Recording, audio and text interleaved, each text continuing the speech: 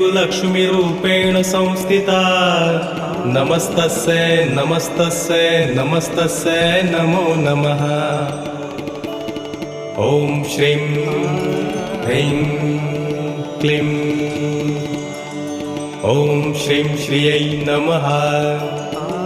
ॐ श्रीं ह्रीं क्लीं ऐं कमलवासिन्यै स्वाहा। जय जय दुर्गतिनाशिनी कामिनी सर्वफलप्रदशास्त्रमये। रथगजतुर्गपरादि समावृत परिजनमण्डितलोकनुते। हरिहर ब्रह्म सुपूजित सेवित तापनिवारिणि पादयुते। जय जय हे मधुसूदन कामिनी गजलक्ष्मीरूपेण पालय मां।